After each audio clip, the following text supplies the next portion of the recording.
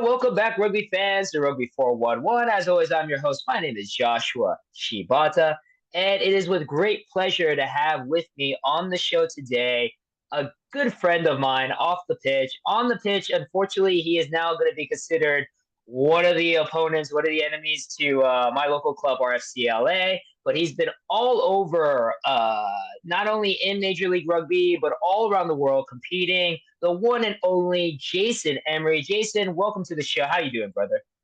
Yeah, thanks for having me and good to see you again. I'm good. I'm good. It's very cold down here, but um, surviving.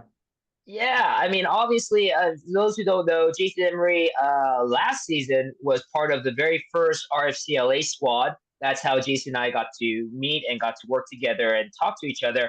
But now has packed his bags, moved all the way across the country to DC, Old Glory, DC, and it is definitely quite a different weather-wise over there in DC than compared to LA, huh? Yeah, yeah, a lot different. Yeah, like right now, I actually let me check right now. Real time right now. It's Saturday. Right now over here, it's 62 degrees. What's it 62. over there? I'm a Celsius guy, so how do we work that out? At the moment, it's 7 degrees Celsius. So I don't know what. I'll convert that in just a second. 7 degrees Celsius. That is conversion. Here we go. 7 degrees Celsius temperature. That is 44 degrees Fahrenheit. The thing is, the sun's out, so it's yeah. Yeah, but that's I don't know if you've ever been to London. I spent a year in London back in '02, and it was that sneaky London sun where the sun would be out, but it is like 20 degrees Fahrenheit and it's just like freezing cold, but the sun's out. So you're just deceived. You're like, "Oh, hey, it should be nice," but it's freezing when you're outside. Today, the sun was out, and I put shorts on, and then I went outside, and it was freezing, so I had to come back. There you go. There you go. But the funny thing is, like when I was in London, people in London, they're used to that. So they are in shorts because to them, it's like, hey, yeah, sun's out. We're cool. But, you and me, we're like, oh my God, this is freezing. And So it's summer back home in New Zealand too, so um, So quite a change, quite a change. But we'll talk more about that with the change in and playing in DC. Like I mentioned before, you played in more than just one place in Major League Rugby. You also played in New York as well. But let's go back, shall we, to Jason Emery. Born and raised in New Zealand, started playing with the New Zealand schools with rugby. Now, talk us through because what I love about my show is introducing rugby to a new audience of United States fans who, of course, did all grow up with rugby like some of the rest of the world. So, what was it like growing up in New Zealand, where, correct me if I'm wrong, but rugby is a lot more prevalent with children and at a childhood level? yeah, yeah. So yeah, rugby's obviously the number one sport in New Zealand. And I probably started playing when I was 3, 4, 5, just There you go. Yeah. with a rugby ball, and we were just playing in the backyard of my cousin's house or friends' houses. And that was tackle, and we we're 4 years old, 5 years old, tackle each other, which were lots of tears and yeah, and all that blood and all that. But hmm I didn't join a team until maybe under eight, under nines. hmm Um, and then I think I went straight into tackle. So it's a bit different now. Like now under eights, they play ripper or tag. Okay. Okay. They play With that. with flags, is it like flags or is it like more tag than flags? They've got yeah, it's more tag like you rip the yeah. Yeah, It's got all it. Yeah. so they play Mm-hmm. that. So they maybe no. There's a better transition of going into tackle instead of Mm-hmm. I started playing in a team was just tackle straight away, and yeah, it's a bit more safer and it's a quite a nice system to get the kids into tackle. But yeah, I've joined a team at eight, and then yeah, ever since then I've just been playing every year, and like you said, it's everywhere. And we usually in the summer we play touch rugby as well, so mm. it's like all year round we're working on skills or passing the ball around, kicking the ball around. So, you've been here in the States for a while now, and you know that here in America, we love our college football, we love our college baseball, we love all those sports at a very young age. Is that the same atmosphere in New Zealand where literally like every kid is playing rugby? Like if you're not playing rugby, it's kind of like a weird thing in New Zealand. Yeah, 100%. Yeah, everywhere you go, everyone's playing rugby, and especially nowadays with women and little girls playing rugby too. So everyone wants to try and be an All Black or be a, you know, Mm. Now let's talk about that. Let's talk about that with the All Blacks. For those who don't know, All Blacks probably one of the most iconic teams in all of rugby globally. The national team for New Zealand. Is that also something that every kid grows up dreaming about? Is wearing the All Black jersey? yeah, that's all every kid's dream is wanting to be an All Black and would do goals and everything at school. And most of the kids would say they want to try and be an All Black or they want to be an All Black. Mm. So I'm assuming, and again, you're still in. I feel, I don't know where you feel about with your career. I still feel you are in the prime of your career. Is that still a dream of yours or a goal of yours, or has that changed now with how you're playing with rugby? Yeah, it probably changed when I was 26 when I went to Japan. I kind of yeah, I'd say you have about 3 years to try and get into the All Blacks and that Super Rugby. Oh, okay. Yeah, I just felt I wasn't really getting anywhere with kind of that, and Mm, decided yeah, I think I was 26 when I went to Japan for about 4 years. hmm hmm I think once I left New Zealand, then there was probably the time when I started changing to wanting to get better experience or living for me and my family, and then looking after ourselves for life after rugby too, because we don't get to play it forever. Right, right, right. And we'll definitely talk about that as we go on with your interview here on life after rugby. Which again, like I told you, I feel you still have quite a few years. I know you might feel differently. Your body has gone through a lot since because if you think about it again, you've been playing since you again 4 years old. Your body has definitely gone through a lot more than I feel even kids here in America where some kids would be playing what we call pee-wee football, football at a very young age. But I feel, especially with the pads, and even with younger football, even when I was growing up, tackle football was still not a big thing for kids. It was very much like your tag or touch or flag football. I think even back in my day, tackle for unless you're playing in the backyard, obviously, like you guys were. But it wasn't a big thing. It was almost like a no. So I still feel your average American sports player kid growing up, probably their body isn't as gone through as much as a New Zealander has gone through growing up like yourself. So, but again, we'll talk more about that in as we go through the interview. So now, what's also fascinating about you when I was looking through stuff to research about you, when you joined the New Zealand schools in 2010 at age of 17, that's a system where you also get the opportunity to play with boys from Australia and from Tonga, local areas too.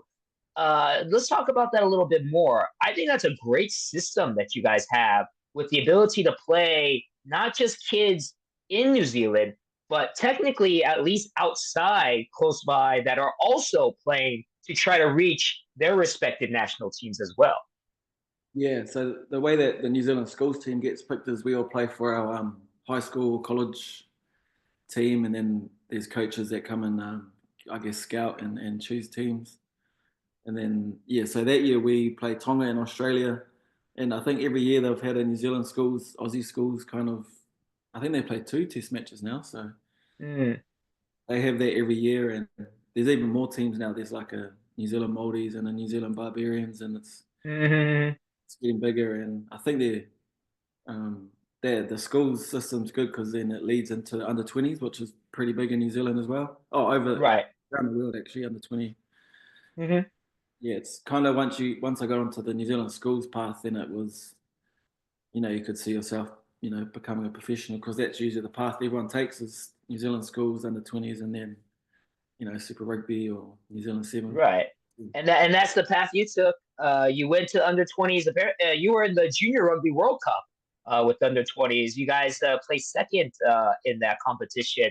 How big was that for you to be on a scene? I know in comparative to your career, it's kind of a small step, but that should have been a huge step for you in your career at that time, right?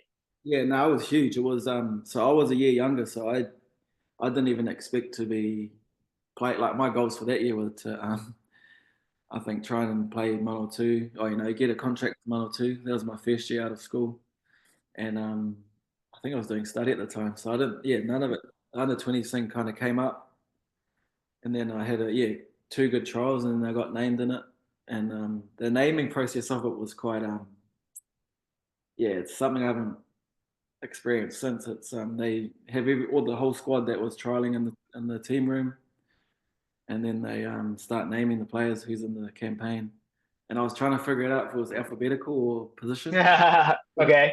yeah, but it was in position. So yeah, it was quite a. That's probably the most nervous I've been. It's just you're Mm. waiting to hear your name, and yeah, when my name got called, it kind of couldn't believe it. And we actually had a few big names miss out, like James Lowe and Jamison Gibson. Oh, Yeah, oh, hey, yeah, I know those guys. Watch them play in their competitions now. yeah. So we, and I think it just shows that you might miss out on the under 20s team, but you can still make a career out of it after. Sure. Yeah, so we, Yeah, which yeah. was Not to interrupt you, but both James Lowe and Gibson Park, I believe, play in Europe right now. I think Premiership, probably one yeah, of they play for those. Leinster, I think, and they play for Ireland as well. So they'll Yeah, there you go. Yeah. be all right. And yeah, so we toured South Africa, which was I don't think the only plane I've been on was to Australia once, so it was a bit different. Yeah, but the whole experience, we got so much kit. It was like Christmas, heaps of Adidas stuff. We flew business class, and yeah, it was just Oh, it was you got looked after pretty well, and yeah, we were actually the first team to lose a pool match. oh, Yeah, oh.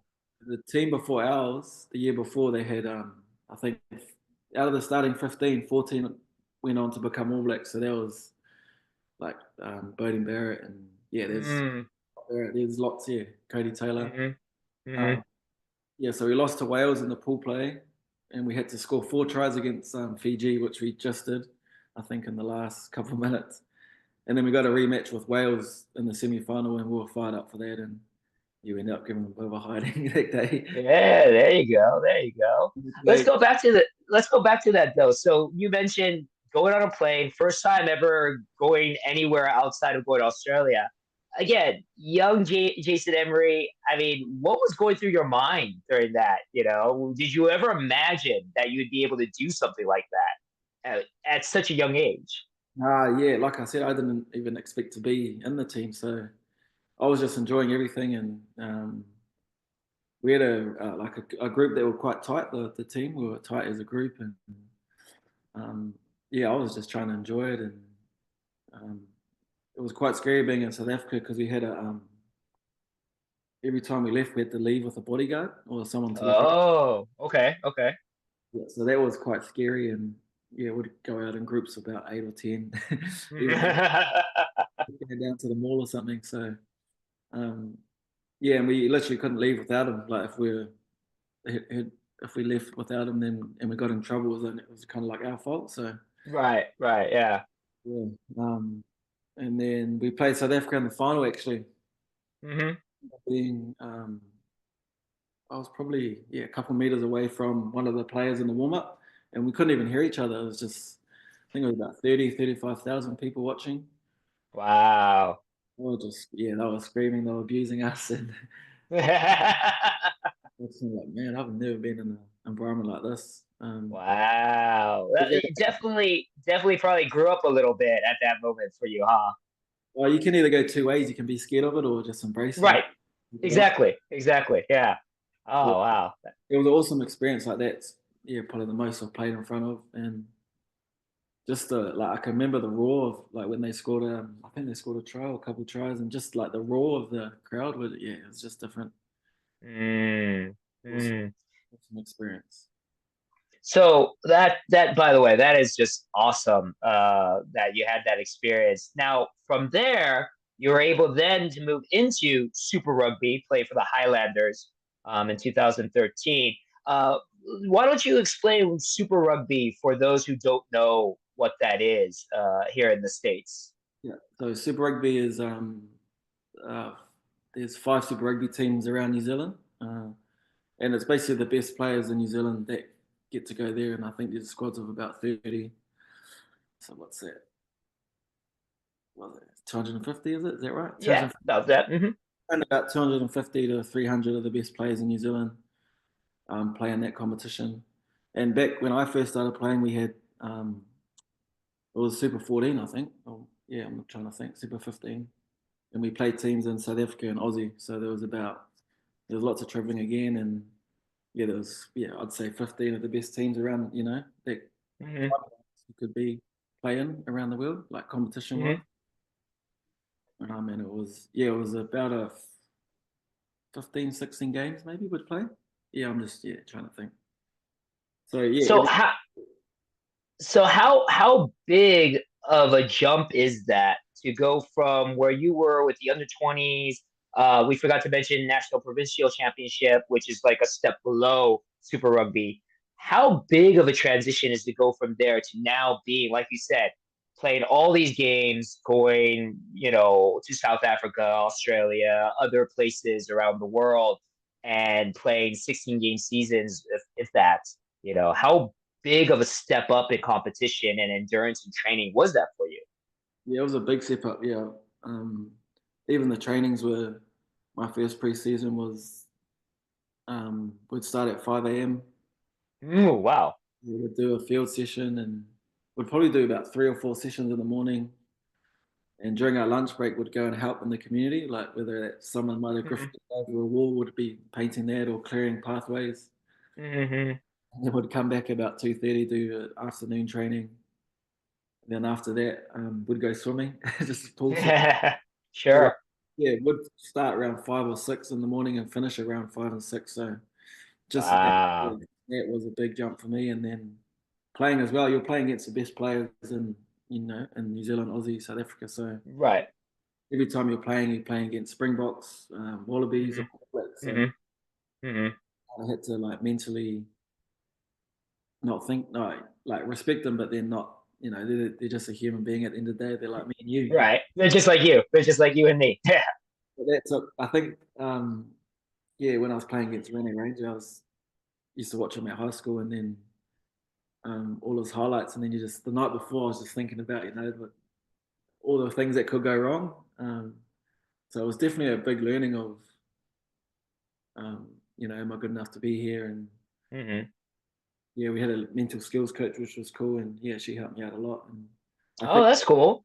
we had a mental skills lady, and I talked to her about all that stuff, and then she basically said that she's like you and me. They're like us. There's human beings. Yeah. Yeah. Yeah, Well, let's take a little side to that one because what I love about Major League Rugby and other sports organizations are doing this as well. They're taking a really big spotlight on mental health because again, more and more it's becoming very apparent that the world it's tough. It's tough to go through what we go through on a daily basis. Not everybody is able to just go through life very easily. It is a struggle. More so too when you have to do something as grueling physically as playing a sport like rugby. And so it does wear on you mentally as well, because obviously we have things outside of rugby with our family, with our own lives. How crucial is it to have somebody like a mental skills coach to kind of be able to talk through these things that you have off of the pitch on a on a daily, weekly basis? yeah. I think it's very important because um, I think people just see the product of rugby and what we play 80 minutes every week. Hmm. They only see that part, but they don't see the training. They don't see how your life's going off the field. Your relationships with your family or your kids. And I think that part of it, as I got a bit older, I realised I needed to tap into a bit more. Mm. It's taken a lot of what was happening on the field home, and that's not very healthy at all. Because um, I think it took me a couple of years, but I thought how I played on the weekend kind of determined my whole, I guess, mood and how I treated kind of my girlfriend at the time when I got home, which is, not fair on her. Like, she doesn't see me for most of the day, and I come back and she gets the grunt of it. So it wasn't until I got a bit older that I had to learn to. I think when I had kids, actually, I had to learn to leave rugby at the door, and when I got home, I was, a different person. And when you have kids, that helps too, because whether you win or lose, like my kids don't really watch. Right. They don't care. They just love coming in That's, thinking they're the center yeah. when they see dad. So, um, and that's like really refreshing because, um, yeah, we do. When you think about a rugby player, we do quite a lot of training, planning, and all our whole week's basically on one performance. So a lot of our Mhm. energy goes into that. So when I do have time to come home and chill out and relax, um, that just makes me wanting to go to rugby a bit more enjoyable. So, but that took me years to learn. Like, I probably would say 3 years ago, I was probably on top of it. So that Mm, was my 13th or 12th year playing professionally. So yeah. it took me a really long time to get that in. But the thing now with mental skills, they hopefully they can capture all that earlier. And Right. Right. so yeah, and yeah, it is sad because everyone's going through their own challenges in life, right? So Hmm. we're very lucky we Mm. get to basically just at the time when I was in Super Rugby, we could just go for a meeting every day if we wanted to, or so it was Nice. quite easy for us that we had access to that. Hmm. Yeah, that's cool. Now, from the Highlanders, you then moved on to which, I'm always been fascinated with this because I kind of missed it when they're around, but the Sunwolves, Japan's at one time had a representative in the Super Rugby league, their team. From there, with joining the Sunwolves, you made the transition to Japan, and then you also ended up playing for the Sanex Blues while you're in Japan as well after the Sunwolves kind of folded. What was that? And we talked about your transition from LA to DC. What was it like making that transition from New Zealand to Japan? Yeah, it was yeah, it was huge. It was obviously the language barrier. Hmm. So we were based in Tokyo, and throughout the summer campaign, we had to stay in a hotel. Hmm. So it was quite. And then obviously when you travel, you're in a hotel as well. So you're kind of living out of a suitcase for maybe 5, 6 months. Mm. So that was quite. Um, yeah, it was different because my wife and I had 2 kids at the time. They came over as well, and I just signed with the Sanex Blues, so they were kind of in Fukuoka trying to set up, and that's Hmm. a little town down there. So Yeah. beautiful town, but yeah, like it was country, and no one really spoke English. Hmm. Hmm. Whereas in Tokyo, you could kind of get away with it a little bit. Yeah. Hmm. So yeah, the language barrier is quite tough, and um, the Summers though the team is itself. Jamie Joseph and Tony Brown were there, so it was quite a like rugby wise, it was an easy transition because I knew how they kind of wanted to play, and then yeah, got to meet. There was actually quite a few more Kiwis and Aussies in the Summers than Japanese at time, which Hmm. funny. And yeah, it was. I love Japan because even I try to speak a little bit of Japanese, and the expressions on their face, and they're just so happy that a foreigner's trying to speak Japanese. And Right. Right. Yeah. I think I learned, I forgot the saying, but I understand a little bit of Japanese. And when they heard that, Hmm. all just straight Nihongo and just start um, Hmm. speaking Japanese. So um, yeah, it was another awesome experience playing Summers. And it was quite weird playing all the New Zealand teams. Hmm. um, yeah, How was the training with the Sunwolves? I know you're saying like Jamie Joseph was kind of in charge there, which you said the the setup at least play wise should be similar. Was the training also similar? Were you also waking up at 5, starting things, doing your community service in the middle, or was it a different kind of training with the Sunwolves and then the yeah, Blues as well? yeah. I think so that time when my first preseason with the Highlanders, um, every preseason after that wasn't the same. So I think that kind of got. Ah, But the Summers was yeah, it was. We trained maybe twice, 3 times a day, but the oh, okay. the area where we trained had the gym fields, and then we'd have lunch and stuff there. So we kind of Hmm. went all day. We maybe got there about 8:30, and then we'd leave about 2:33. Um, yeah, but I think the first preseason, I haven't done a preseason like that since. So, Mm. but I would say when we did play games in Tokyo, usually when the players arrive, it's about hour, maybe hour and a half, 2 hours before the game. Hmm. There'll be lots of Japanese fans just lined up, cheering us on as we're going, walk into the changing rooms. Hmm. I'd give out gifts Mm. for the boys, which is cool. I ended up getting a few gifts near the end of the year, so I felt very. Ah, well, there you go. That's awesome. That's I very had, awesome. actually had a top knot, so I had um, what was it? Well, I was going for the wee samurai look, so it was actually not too bad. Right. Yeah, Um, yeah, but yeah, I connected with the Japanese straight away. Just really like a beautiful culture, like feels safe.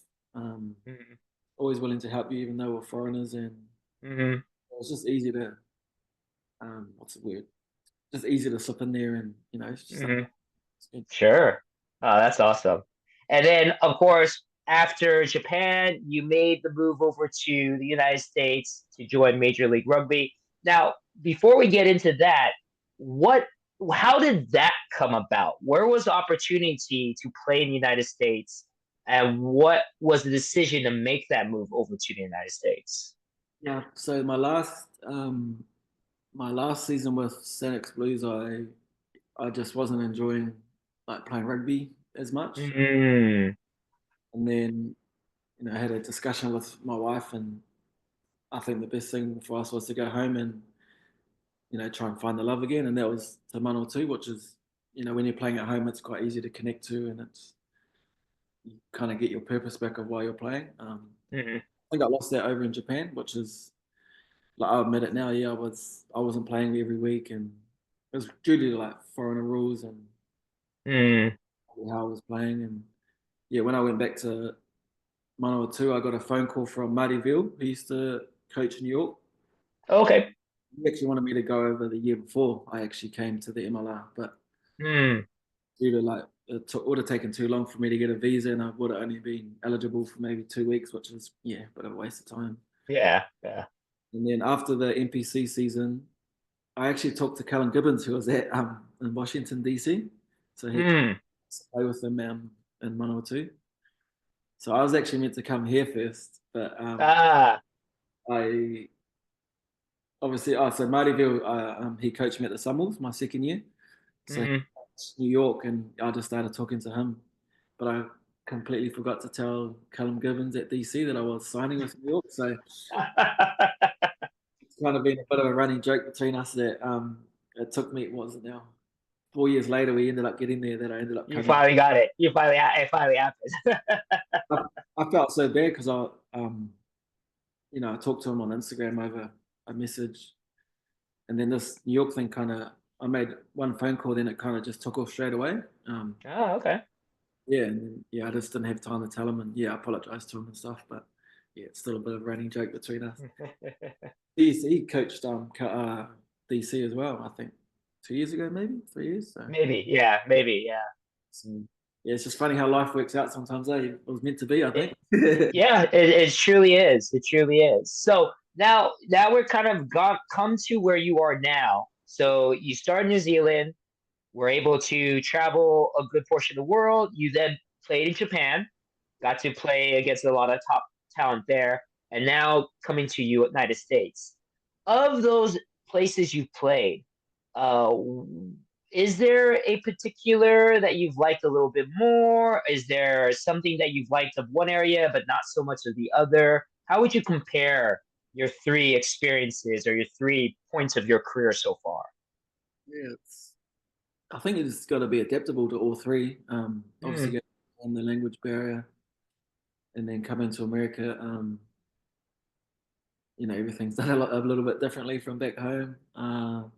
And the game, like where the game was in Japan, it was. I think they just had the World Cup, and it was just starting to take off. mm-hmm, Coming to America, where um, people were calling us soccer players at the airport. mm-hmm.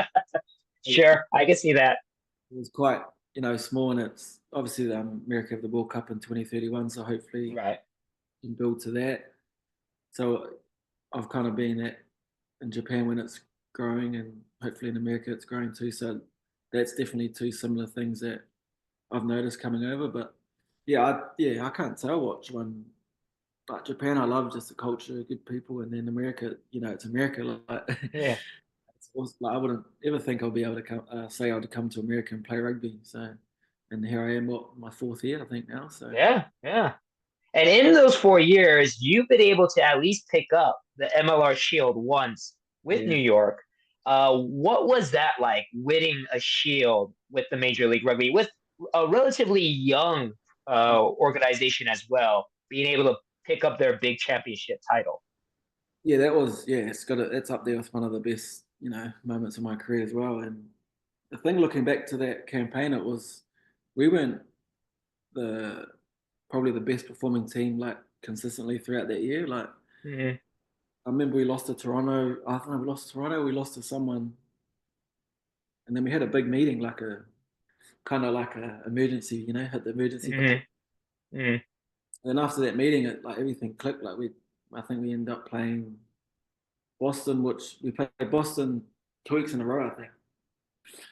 Um, oh no, sorry, we went Boston in the last round robin, and then Atlanta away in the conference semi. So, and Hmm. ever since then, we beat Boston, and we had heaps of injuries, and we're resting boys for the playoffs. And I think Hmm. we ended up beating them, or they just won. And then it's like we built what's it called? We timed it at the right time for playoffs. Like Yeah, you peaked at the right time. peaked, Yeah. we peaked at the right time, and I think with playoffs, like anything can happen. You can see in the Yeah. American sport as well, like or any sport really. Hmm. Hmm. Um, yeah, like thinking back now is a lot of good memories, and like we're a tight group, and we had few All Blacks that like Nehe Miloskala, Waisaki, and Andy Ellis, who they basically led us after the play when we hit the playoffs. They led, they told us, where we're going, and it was just easy just to jump on and follow. And yeah, Hmm. it was very, but yeah, thinking back now, that was that 3 years ago. Yeah, and then Hmm. so the year after, we tried to do it again, and it's just so hard to win, competition. Yeah.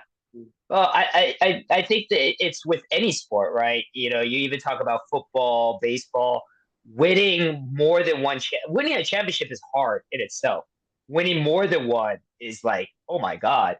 So then you kind of look at teams like the Yankees, like the All Blacks, like the New England Patriots, and they have all these titles. It's like, wow, you really put that in perspective, right?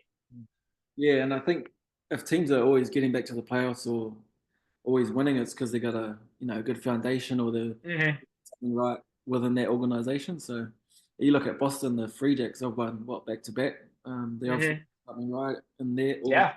So, yeah, whenever I see a team like the Crusaders back home in New Zealand, that every year they're just good, and that's why Win. Yeah. people hate them because they're good. Yeah, that happens too. People hate people that win a lot. So it does happen. Yeah. Um now let's get to the point where we start at the very beginning. You've made that transition now to DC. After New York unfortunately folded, had a year in LA, which again I thought you were great. Uh, Unfortunately, you had some injuries that really took its toll on you. Honestly, I gotta give you so much credit. I think I've told you this once before, but literally, I give you so much credit because there are games where you are like hobbling on one leg, yet you are playing your heart out, and I'm like, God bless Jason, because he has tried so hard with like one good knee, and he's just hobbling all over the place.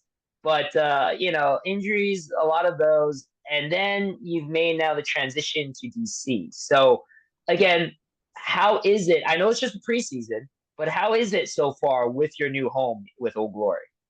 Yeah, it's awesome. Like it's basically the same team from last year, so it's not too many new, obviously me and new face, but yeah, it's just good to come into a team where they want to win the shield. They want to win as well, so, and I love winning, and I want to lift that shield up again. And yeah, it's just been just so my wife and daughters don't get here till middle of start of February. So preseason, yeah, and the trainings have been really tough. Like probably one of the hardest preseasons I've had since being in America. Oh wow, okay. Which is good. The boys are really fit, and the good thing is we're training at St James, which is an inside facility. So Ah, that's nice. I was gonna say, is it hard because you have to train in the really cold weather, or you know, much yeah, different than training outside in LA, right? yeah. So no, it's been a good transition, and it's good to get to know some of the old Glory boys. Obviously went to battle against a few of them, quite heavily for New York, and there's a bit of hatred, I would say, probably between the two teams. So it's good Yeah. to know on a, I always had respect for Old Glory anyway, every time we played them, but it's good to come into a team where the culture is quite strong already. So, Mhm. and the culture is quite strong. It's just easier to, when new players come in, just to jump on board and add what I can to what. Sure. Is there anybody on the Old Glory squad right now that you've kind of attached yourself to, or somebody that's been willing to welcome you and kind of show you around? I mean, again, you're not a stranger to rugby by far. Probably have maybe the most experience. You're one of the more experienced players rugby wise on the team. If you're not just a new face, but anybody that's been kind of leading you around, helping you out around DC. All the boys have been good. Yeah, they've sent through like where the good coffee spots are, or where to go grocery shopping and stuff. So, Mhm. but there's a few boys that I played at the in New York with. So John Powers, Connor Buckley, and Mm, Will Whiteside. So it's good to see them and connect again. And Kurt Baker's actually helped me out quite a lot, just with the family stuff. Trying to organise sure. school for the kids and stuff like that. I actually didn't realize how much paperwork you need for kids, at schools. Yeah, yeah, yeah, yeah. There's a lot. Yeah, So, yeah. uh, I think it's been easier me coming over by myself and like doing the preseason because mhm. it's been quite tough with the trainings and kind of coming home to a quiet house has been good. Before you have all the kids running around, and like you said, they don't care what you're doing on the weekends. If you win, if you lose, it's like, Dad, you gotta play with us and take care of us. We have to call that mental skills coach up, I think, again. If There you go. Now, let's talk about kind of what we talked about when I first talked with you back at RFCLA, life after rugby. And we kind of alluded to this. You mentioned to me before that you were thinking about maybe picking up coaching because you feel you have a lot of knowledge in your head. You feel like you have a knack for it. Are you still thinking of that route of coaching as a post rugby career? Yeah, 100%. Yeah, hopefully I can, try and get a bit of experience in that. Maybe this coming off season, we'll see. I'm not too sure what's happening rugby wise, but I've signed here for 2 more years. Oh, 2 years, sorry. So this year, next year. So yeah, it would be awesome if I can get to know someone and kind of coach within this community, or because yeah, I just want to see if I like it. Right.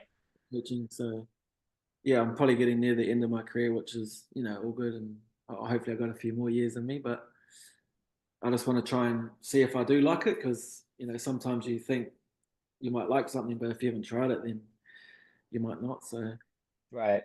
yeah, it would be awesome if I can get, seeing especially where America is, wanting to head with the World Cup and stuff. Will be good if I can, yeah, just help out and share, or um, academy work, or work with kids that want to play rugby will be awesome.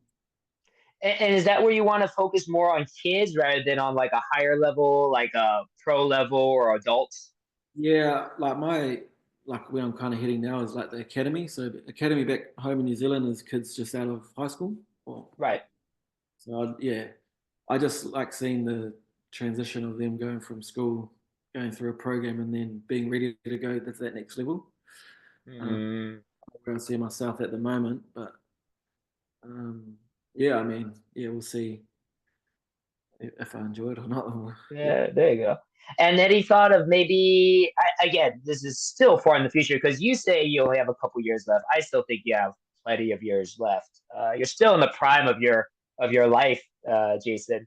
Um, do you find yourself thinking about maybe going back home to New Zealand to coach, or does it just you're just going to see where life takes you? Yeah, usually I'm quite organised with where I want to be or where I'm set, but I think yeah, right now, I'd love to coach back home in New Zealand or academy work or just anywhere to get that experience and like I said before, to see if I enjoy it. And Right. um, Yeah, yeah, that's like awesome. I like working with high school kids, and it's just cool to see them like transition throughout the years or Mm. stuff like that. Yeah. So now, a couple of questions to kind of wrap up our interview. Some fun ones here. One I'm really interested in knowing.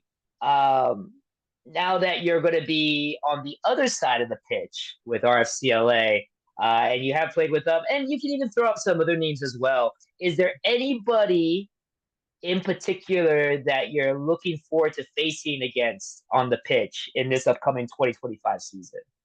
Um, Obviously, yeah, obviously the RSCLA boys will be fun to play against them and see them again. We played them twice, I think, if I'm correct. Yeah, I think you do. Yeah. So it'll be good to see those boys again. But there's a young midfielder from 102 named Kyle Brown. Oh, okay. He's playing for Utah, and Hmm. Drew Wild plays for Houston. So I actually gave him a bit of grief last year that I'm going to try and take their heads off and play them. So yeah, looking forward to playing Houston and Utah, which would be cool. Um, but yeah, obviously Martinoni's still playing now, so we cool to play again. Right. Hmm. And he's Sure. 42, I think. Yeah, see, so you're what, only 31, 32? So, well, every Yeah. time I play against him, he tells me I've still got 10 more years to go. So, Yeah, see, you're talking about, oh, what was it? Yeah, you got 10 more years, brother. Come on, at least. At yeah, least, because Nano is still going. I mean, it's not even like him maybe slowing down a little bit, but he's still going, you yeah, know? that's incredible. Like, I've been watching when I was at high school and obviously playing, with him and against him has been, yeah, and he's still going. Yeah. Inspirational. So speaking of Nanu, is there anybody in your career so far that you particularly remember like being like the toughest guy you've had to face? Or not just the toughest, or somebody that just like wow, like just amazed you at how good they were on the pitch in your entire career. I know that's a lot of people you could think of, but anybody you want to just throw out like you just remember like wow, that guy. Like I just remember watching that guy and he played against me. And I was like, oh my god. It was probably Sonny Bill Williams when he was at the Chiefs. Oh, okay. Yeah, because I love watching rugby league.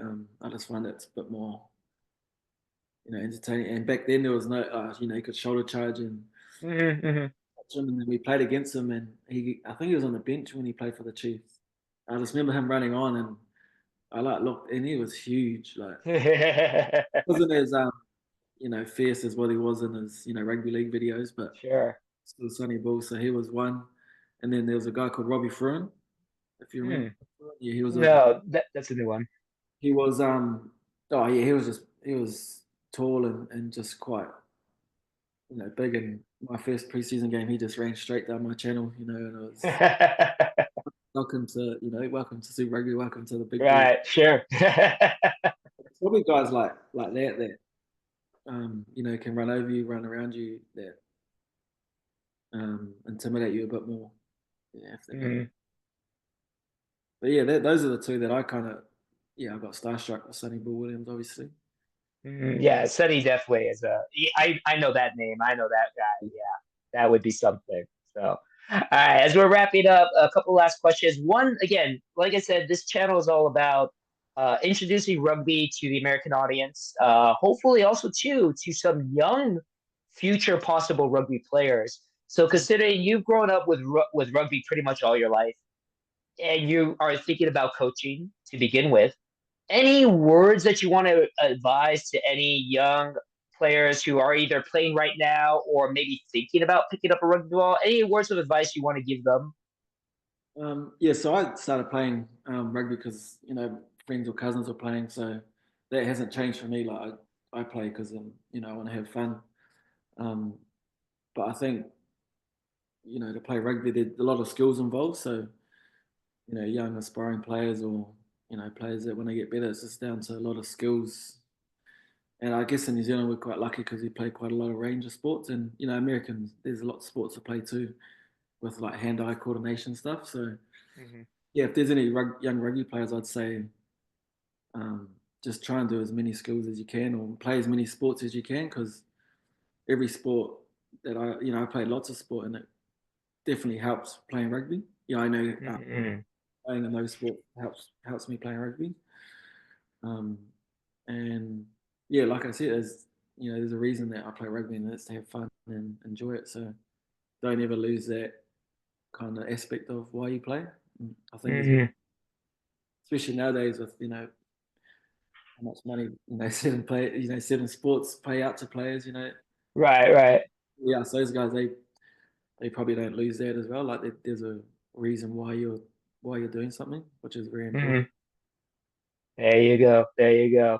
And then last but not least, let's talk about something I haven't called you yet. And I'm wondering if your teammates call you this at in Old Glory, but Ewok. Does anyone still call you Ewok over in DC? I'm trying to get it going because there's another Jason down here. Ah, got it. Jace Robinson. So it's actually Yeah. um, the last 2 years is the first time I've had another Jason in the team. So, Hmm. yeah, I'm trying to get Ewok going, but yeah, it's taking it. Yeah, Don't worry, we'll start calling you Ewok, especially when you guys come visit LA. If you could listen to the PA, because I'll be announcing again. I'm gonna go Jason Ewok Emery and get that going for you. yeah. So No, we'll do that. So all right. Before we go, Jason, any shout outs, any social medias you want to let the people know about? I have you at Jason Emery 93 on Instagram. Anything else you want to plug or shout out before we wrap up? no, just maybe US MLR. Yeah, there you go. Might as Yes. well. Um, obviously being part of the league, we want to. It's our job to make it to grow the league for the World Cup. So yeah, and it would be awesome if they follow that. They do a good job at sharing all what the teams are up to, and player profiles and all that. So yeah, I think that's a good start. And there you go. All right. So again, I'll put his social medias up on the video. But again, you can follow him at Jason Emery 93. Jason Ewok Emery, by the way. Give him a follow. And again, Jason, it broke my heart when it was announced that you're no longer part of RFCLA. But at least you're continuing your career. Good luck with the season. Again, I'll hope to be able to hunt you down when you come over to LA so we can chat on the pitch. And good luck with how the season goes and just stay healthy, brother. And thank you very much again for your time joining us here on the Rugby Podcast. No, I appreciate you, and thanks for having me again. And yeah, looking forward to catching up. Maybe go out for some dinner or something before. Oh yeah, definitely, definitely. When you come down, we should definitely do that. So, and thank you, rugby fans, again for checking out the podcast. Again, always follow me on all my social medias, Rugby411. And as always, thank you very much for watching, and I'll see you guys on the pitch.